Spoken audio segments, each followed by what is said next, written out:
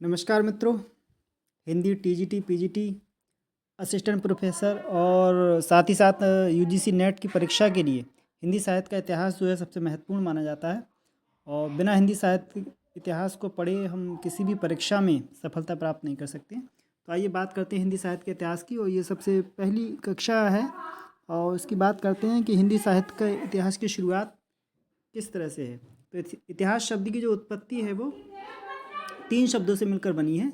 इतिहास शब्द में 3 शब्दों के योग से बना हुआ माना जाता है। इति प्लस हा प्लस आस। इति माने ऐसा ही, हा माने निश्चित ही हुआ, आस माने घटित या फिर हुआ था। तो इतिहास का अर्थ होता है ऐसा निश्चित ही घटित हुआ था, अर्थात किसी समय में ऐसी घटनाएं निश्चित रूप से घटी थीं। तो इतिहास का अर्थ होता है कि ऐसा निश्चित ही हुआ था या ऐसा घटित हुआ था। तो अर्थात इतिहास में कल्पना का कोई स्थान नहीं होता, इसमें यथार्थ और जो फैक्ट्स होते हैं उन्हीं की बात की जाती है। तो पाश्चात्य विद्वानों के अनुसार इतिहास की कुछ परिभाषाएं हैं, तो आइए देखते हैं। सबसे पहली परिभाषा, सबसे पहले इतिहास का जनक भी जिन्हें कहा जाता है कि हेरोडोटस को, या हेरोतोदस भी कहते हैं, अलग अलग नाम से अलग अलग पुस्तकों में उल्लेख मिलता है। तो हेरोडोटस का जो समय था वो 484 ईसा पूर्व से लेके 425 ईसा पूर्व तक था, और इनका जन्म यूनान ग्रीक के कार्नेसस नामक स्थान पर हुआ था।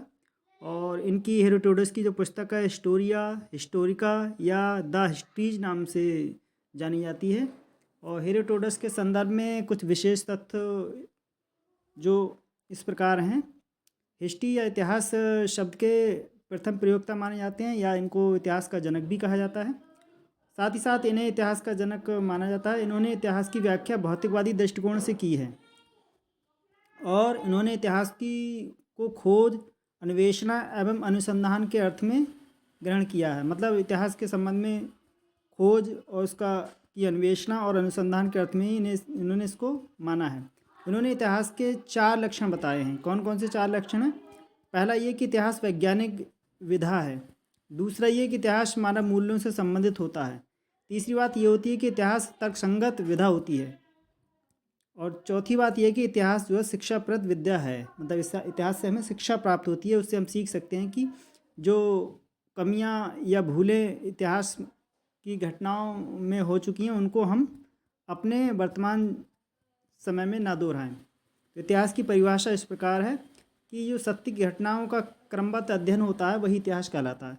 मतलब जो घटनाएं यथार्थ रूप से वर्तमान में घटित हो रही हैं यही किसी समय में जाकर इतिहास, पिछले समय में जाकर आगे के समय में इतिहास बन जाएंगी।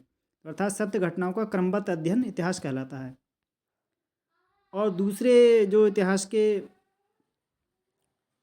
का नाम जो है वो है विको। इनका पूरा नाम जो है ग्याम स्थिता विको, ग्याम स्थिता विको नाम से जाना जाता है। उनका जन्म जो है 1668 ईस्वी नेपाल से इटली माना जाता है। निधन इनका 1744 ईस्वी में माना जाता है। पुस्तक इनकी जो है वो है साइंजा नुआवा, जो कि 1725 ईस्वी में प्रकाशित मानी जाती है, और जिसका हिंदी में अर्थ होता है नया विज्ञान। यानी साइंजा नुआवा का अर्थ होता है नया विज्ञान। विको के इतिहास के दृष्टिकोण की अगर बात करें तो ये इतिहास को अतीत से ही संबद्ध न मानकर वर्तमान से भी जोड़ते हैं। तो विको का ये भी मानना है कि इतिहास जो है केवल अतीत ही नहीं होता, बल्कि वो उसका संबंध कहीं ना कहीं वर्तमान से भी होता है।